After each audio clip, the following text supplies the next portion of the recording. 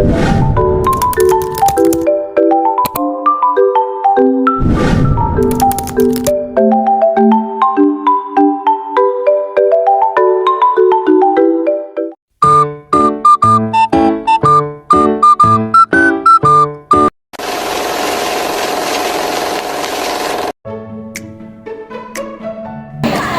dari kelompok 6.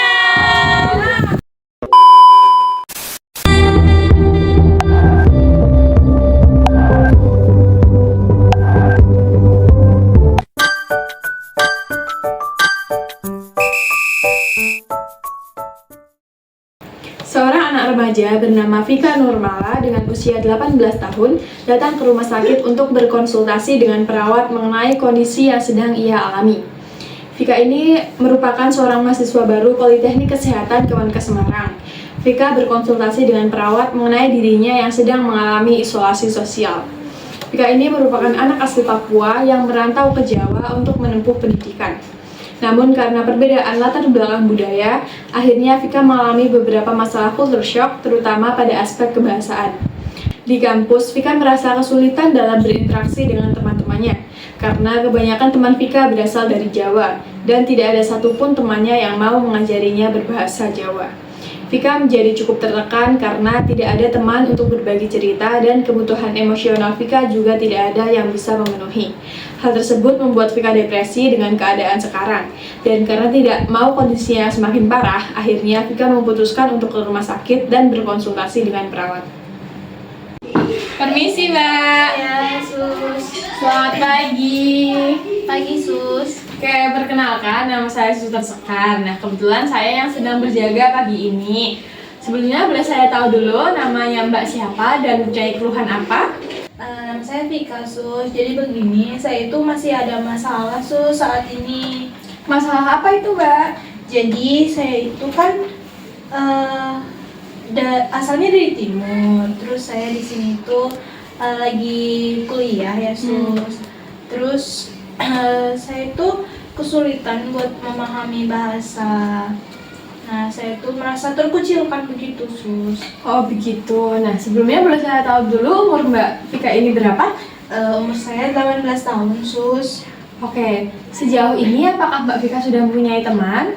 Belum, Sus, makanya saya jadi merasa cukup stres dengan keadaan ini. Saya juga tidak punya teman buat cerita kalau saya ada masalah gitu, Sus. Lalu sampai sekarang ini bagaimana cara Mbak Vika untuk menyelesaikan tugas-tugas kuliahnya seperti tugas kelompok dan sebagainya? Untuk itu saya tetap ikut melakukan tugasnya, Sus, tapi saya tidak diajak untuk ngobrol karena mereka juga ngobrolnya pakai bahasa Jawa. Dan terus saya tidak mengerti apa yang mereka ucapkan. Seperti itu. Apakah keluarga Mbak Vika ini sudah mengetahui dengan permasalahan Mbak Vika? Sudah, Sus. Oke, bagus kalau begitu. Setidaknya sudah ada keluarga yang tahu, terus emosinya Mbak Vika sudah ada yang sedikit keluar ya, Mbak? Iya, Sus. Lalu kan Mbak Vika ini kondisinya lagi stres ya. Bagaimana cara Mbak Vika untuk melampiaskan kekesalan Mbak Vika tersebut? Biasanya saya suka gores tangan saya pakai benda tajam, atau enggak saya suka benturin kepala saya ke tembok gitu, Sus. Ya Allah, Mbak Vika tidak boleh melakukan self harm tersebut ya, Mbak. Karena kayak melakukan hal-hal itu tuh nggak ada manfaatnya buat Mbak Vika, terus nggak bisa buat nyelesain masalah juga, Mbak. Tapi saya capek banget, Sus. Iya, Mbak, saya tahu. Mbak Vika ini tuh sudah melakukan hal tersebut ini dari kapan ya, Mbak? Dari 2 minggu yang lalu sih, Sus. Apakah Mbak Vika sudah mencoba buat minum obat penenang dan sejenisnya? Belum, Sus. Saya belum berani buat minum obatnya, apalagi kan saya tidak tahu dosis dan efek sampingnya. Ya, baik. Kalau begitu, sekarang Mbak Vika boleh istirahat dulu ya di sini. Dan sebaiknya Mbak Vika ini dirawat inap saja karena lukanya di tangan Mbak Vika itu juga cukup parah. Terus kondisi Mbak Vika yang masih lemas ya. Baik, Sus. Oke, kalau begitu saya permisi dulu ya, Mbak, untuk mendiskusikan keluhan Mbak Vika ini, permasalahan Mbak Vika ini bersama dokter dan juga psikiater. Nah, nanti beberapa menit ke depan akan ada suster lain yang datang lagi untuk memberitahukan diagnosa terhadap Mbak ini ya, untuk memberikan jalan keluar pada permasalahan yang sedang Mbak hadapi ini. Baik, terima kasih Sus. Ya baik, kalau begitu saya permisi dulu ya Mbak. Ya Sus, terima kasih. Ya sama-sama, permisi Mbak. Ya. Hasil dari pengkajian yang dilakukan dari pasien atas nama Vika yang berusia 18 tahun memperoleh hasil yaitu pasien mengalami kondisi depresi berat dan Hasil dari pengkajian yang dilakukan dari pasien atas nama Vika yang berusia 18 tahun memperoleh hasil yaitu pasien mengalami kondisi depresi berat yang disebabkan karena perbedaan latar belakang budaya yang menyebabkan pasien sering mengalami kondisi isolasi sosial. Pasien sering melakukan self-harm dan kondisi psikisnya yang masih tidak stabil. Permisi. Ya Sus, silahkan. Selamat pagi Mbak. Pagi Sus. Benar dengan Mbak Vika? Ya benar Sus. Baik, perkenalkan saya perawat Gilang yang bertugas pada pagi hari ini dan akan membersamai Mbak Vika selama 5-10 menit ke depan untuk melakukan intervensi. Apakah Mbak Vika bersedia? Ya Sus, bersedia.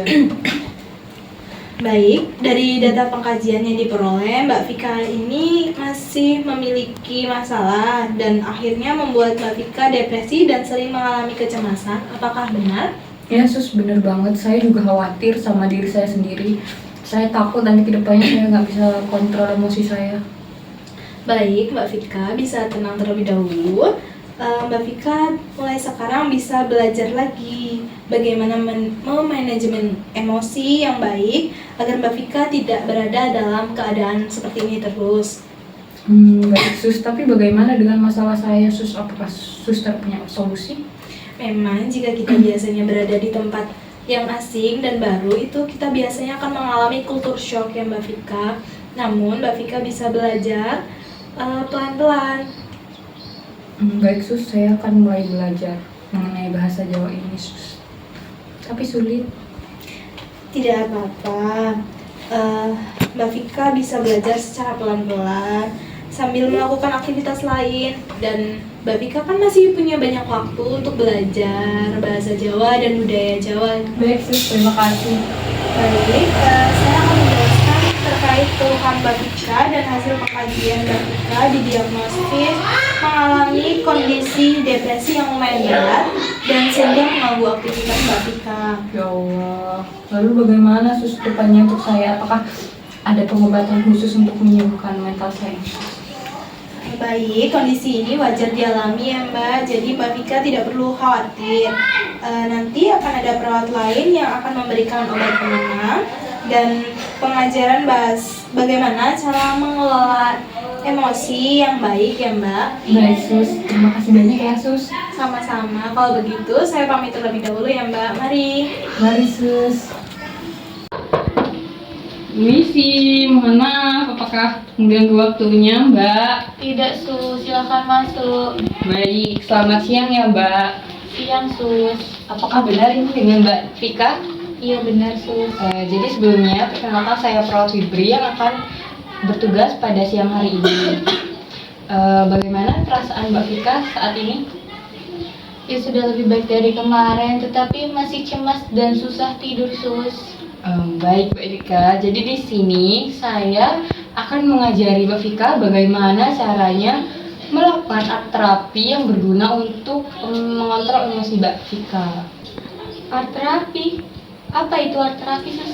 Nah, jadi art terapi sendiri ini merupakan salah satu psikoterapi yang menggunakan seni sebagai media utamanya. Nah, jadi Mbak Vika cukup menyiapkan kertas. Nah, di sini saya sudah bawa kertasnya nih.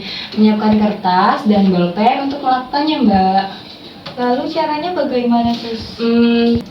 Caranya mudah saja. Mbak Vika bisa mencoret-coret kertas ini atau menulis-nulis di kertas ini dan meluapkan semua kecemasan dan emosi Mbak Vika di kertas ini. Nah, kemudian setelah Mbak Vika coret-coret, Mbak Vika bisa remas kertas ini sampai Mbak Vika puas, kemudian Mbak Vika buang. Apakah ada cara lain Sus? Mungkin ada cara lain. Itu salah satunya sama Mbak Vika coret-coret kertas ini, tapi bedanya Mbak Vika itu nanti di ruang kosong itu Mbak Vika kasih garis-garis dan kasih warna yang bervariasi di kertas ini. Oh, baik, Sus. Terima kasih atas saran-sarannya. Pikiran saya sudah mulai terbuka sekarang, Sus. Baik, bagus Mbak Vika. Nah, jadi selain itu di sini saya akan memberikan Mbak Vika obat penenang.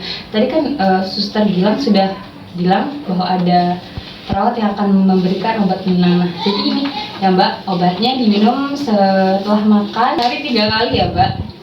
Baik, Sus. Terima kasih banyak. Baik, kalau begitu saya tinggal dulu. Nanti kalau Mbak Vika butuh apa-apa tinggal pencet bel ya Mbak. Oke, Sus. Mari. Mari. Selamat sore, Mbak. Selamat sore, Sus. Apakah benar ini dengan Mbak Vika? Iya, benar, Sus. Sebelumnya, perkenalkan saya perawat Nazwa yang akan menemani Mbak pada hari ini. Iya, baik, Sus. Jadi bagaimana keadaan Mbak sekarang? Sekarang ini saya sudah lumayan lebih baik sih, Sus. Hanya saja saya sering melamun kalau tidak ada temannya buat ngobrol gitu. Tapi 2 hari yang lalu Mbak sudah diajarkan oleh perawat lain kan untuk cara mengontrol emosi dengan baik. Iya, Sus, benar, sudah. Baik, semoga Mbak lebih bijak lagi ya untuk mengontrol emosi Mbak dan janganlah terlalu larut dalam kesedihan ya Mbak. Iya, baik, Sus. Saya akan mencoba buat berlatih mengontrol emosi lagi. Ya. Mbak juga bisa menghubungi orang tua Mbak ya untuk menemani Mbak di sini karena kondisi Mbak juga kan belum stabil. Lalu Mbak bisa memberitahu orang tua Mbak untuk kejadian ini ya Mbak. Iya, baik. Nanti saya akan coba buat ngobrol lagi sama orang tua saya. Barangkali orang tua saya bisa kesini. Oke, jadi jika Mbak masih tidak mendapat perlakuan yang baik di kampus, Mbak itu nggak usah dibawa ke hati ya, kayak bawa santai aja gitu loh. Nanti juga Mbak pelan-pelan itu tambah tahun Mbak itu akan bisa beradaptasi lah. Iya, baik, Sus. Terima kasih atas semua saran-sarannya ya, Sus. Iya baik Mbak, saya izin pamit ya Mbak. Iya, baik, Sus. Terima kasih. Ya sama-sama. Baik, di tahap terakhir ini ada tahap evaluasi. Jadi, interferensi pada pasien Rani yang berusia 17 tahun dan masih duduk di bangku kelas 2 SMA ini mendapatkan hasil, yaitu pasien Vika mengalami gangguan psikologis berupa depresi akibat adanya isolasi sosial. Pasien telah diberi pengarahan dan pengajaran dari perawat untuk bisa mengelola emosi dengan baik, yaitu dengan melakukan art terapi untuk menenangkan emosinya. Pasien juga disarankan untuk tidak lagi melakukan self-harm yang berdampak buruk pada kondisi fisik dan psikisnya. Dari kasus tersebut, dapat diambil pelajaran bahwa dimanapun kita berada, kita harus mempunyai skill untuk beradaptasi dengan lingkungan ataupun kondisi baru. Kita juga harus bijak dalam mengendalikan emosi agar tidak memberikan dampak negatif bagi diri sendiri, orang lain, ataupun lingkungan sekitar.